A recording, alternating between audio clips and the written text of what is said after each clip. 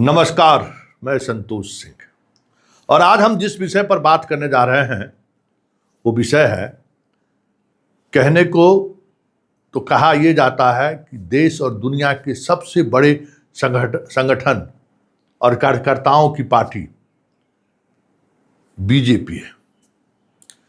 और उस बीजेपी की स्थिति यह है कि आज की तारीख में वो एक ढंग का विधायक भी खोज नहीं पा रहा है।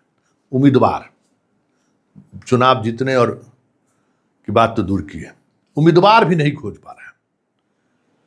बाकी पूर्व में जो कुछ भी हुआ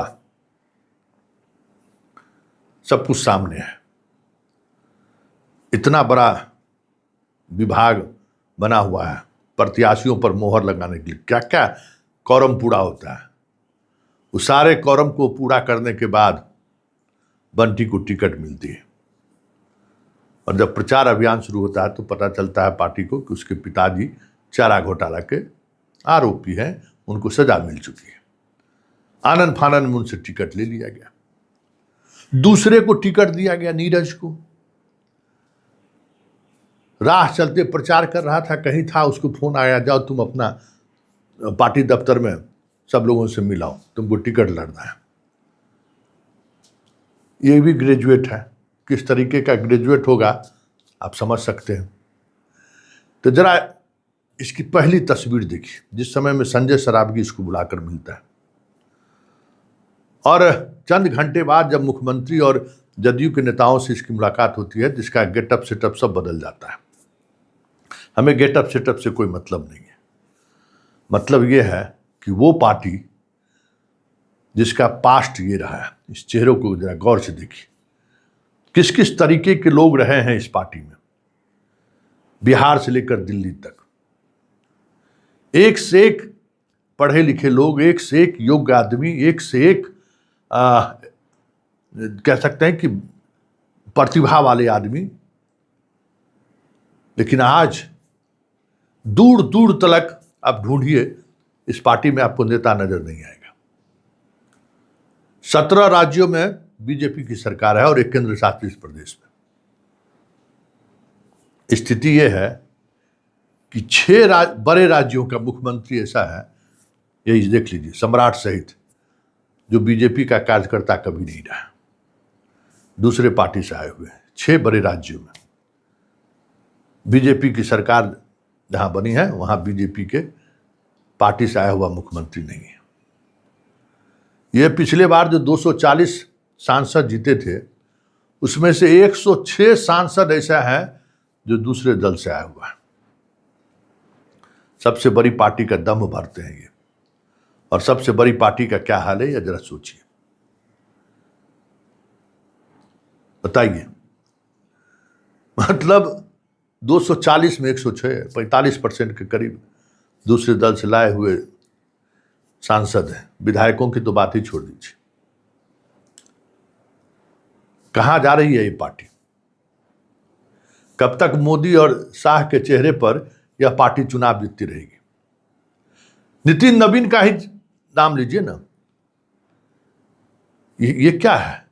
ये राजनीति के साथ तो मजाक ही है ना, कि एक ऐसा व्यक्ति जो बड़ी मुश्किल से ऐसे कंस्टिट्यूएंसी से चुनाव जीत रहा है जहां शहरी वोटर है, और वहां बीजेपी के लिए, मतलब कहता था ना, किसी को माला पहना देगी बीजेपी तो वहां से जीत जाएगी।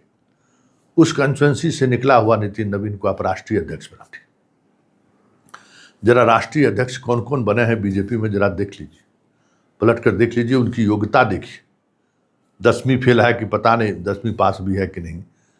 बीच में पढ़ाई छोड़कर आ गया था नितिन नवीन। अरे पढ़ाई का मतलब है, आप खुद नहीं पढ़े लिखे हैं, लेकिन आप आरएसएस की जिस ट्रेनिंग से निकल कर वहां तक पहुंचे हैं, वहां इतनी बार अलग अलग तरीकों का एक्सपीरियंस होता है।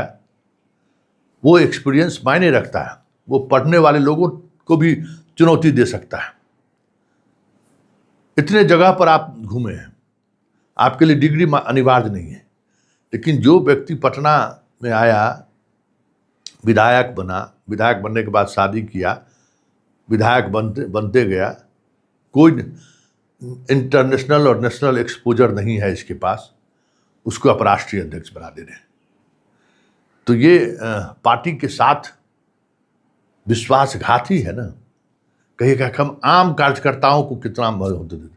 अरे आम कार्यकर्ता, डेमोक्रेसी में आम कार्यकर्ता क्या होता है? आम कार्यकर्ता को आप टिकट दे रहे हैं लेकिन वो औंठा छाप है। लोकतंत्र क्यों कमजोर हो रहा है? क्यों ब्यूरोक्रेसी हावी हो रही है? क्यों लोकतंत्र से लोगों का विश्वास उठता जा रहा है? कि ऐसे ऐसे लोग आज विधायक, मंत्री और मुख्यमंत्री बन रहे हैं जो एवरेज से भी नीचे, जिनका शैक्षणिक योग्यता, मानसिक विकास है, समझदारी है। इसलिए लोगों का भरोसा उठ रहा है इस पूरे डेमोक्रेटिक व्यवस्था से।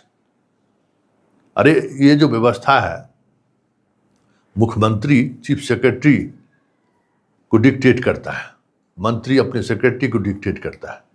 समझ में आएगा तब ना कि हमको क्या करना चाहिए।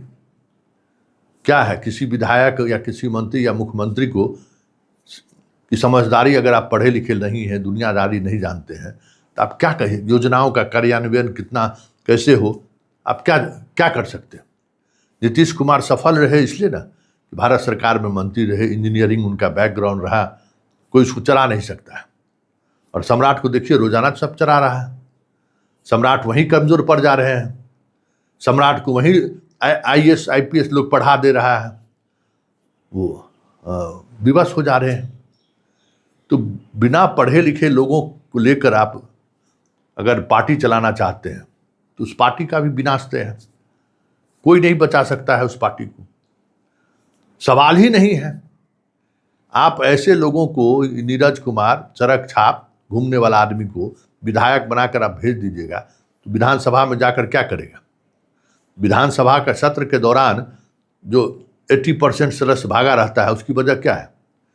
कि ऐसे ऐसे लोग आप विधायक का टिकट दे रहे हैं जिसको समझदारी नहीं है, जिसको विधायक बनकर करना क्या है इसकी समझ नहीं है।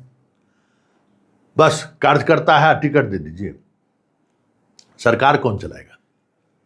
सरकार चलाने के लिए ब्यूरोक्रेसी में से लोगों को लाना होगा। जैसे मोदी जी ले आए हैं, तो मोदी जी का तो चेहरा था, उसी चेहरे से अभी तक बीजेपी चल रही है, 17 राज्य में मुख्यमंत्री है। लेकिन ये चेहरा जिस दिन गया उस दिन पार्टी धराम। बीजेपी के जो पुरखे लोगों ने, जो अटल, अडवाणी, मुरली मनोहर जोशी ने जो एक पूरी फौज खड़ी की, देख लीजिए न कितने लोगों को, जो जो राष्ट्रीय अध्यक्ष बने, जो जो मुख्यमंत्री बना, देख लीजिए उस स्टेट में। सुशील मोदी से यहाँ देख लीजिए, बिहार में ही देख लीजिए, सुशील मोदी, नंदकिशोर यादव, देख लीजिए, एक से एक, चंद्रमोहन राय, एक से एक लोग आपको मिलेंगे। और आज देख लीजिए, मुख्यमंत्री का चेहरा नहीं मिल रहा है कि कौन मुख्यमंत्री बनाए, किसको मुख्यमंत्री बनाए। आज बीजेपी का कोई ढंग का मंत्री नहीं है जो एक अलग दिशा में बिहार को ले जाए। एक नीतीश मिश्रा पढ़े लिखे हैं, थोड़ी अलग समझदारी वाली मंत्री, नहीं तो तमाम मंत्री को आप देख लीजिए। शिक्षा मंत्री भगवान भरोसे है, जदयू में थोड़ा बेहतर स्थिति में है, पुराने लोग हैं, नीतीश के समय के लोग हैं, तो कुछ लोग बेहतर हैं। लेकिन पढ़े लिखे लोग की कोई गुंजाइश नहीं है। तो जब पढ़े लिखे लोग को आप टिकट नहीं देंगे, पढ़े लिखे लोगों को जब आप प्रमोट नहीं करेंगे, क्या चाहते हैं कि सब भेड़ बकरी की तरह जो है हमारे पीछे चले? नितिन नवीन हट गए, चले गए राष्ट्रीय अध्यक्ष, तो पहले बंटी को दिया जो उनका घर पर सब्जियां और भंडा पहुंचाता था। उस पर जब मामला फंस गया तो दूसरे ऐसे कार्यकर्ता को दे दिया जो सबसे पीछे वाला लाइन में खड़ा रहता था नितिन नवीन के घर पर। तो इससे पॉलिटिक्स थोड़ी चलता है। ये तो कांग्रेस से भी बुरी स्थिति में जा रही है पार्टी। भाई क्या हमारे घर पर जो कुत्ता बकरी चराने वाला भी जो है ना, उसको हम विधायक MP बना दिए। कांग्रेस यही करने लगा था एक दौर में ना। तो वही स्थिति बीजेपी की बनती जा रही है। तो कांग्रेस का तो एक इतिहास है, कांग्रेस का तो एक परिवार है, बीजेपी का क्या इतिहास है? संघ की स्थिति देख ही रहे हैं। संघ उस दिशा में बढ़ चला है जहां मोहन भागवत के बाद भी उसको कोई ढंग का नहीं मिलेगा।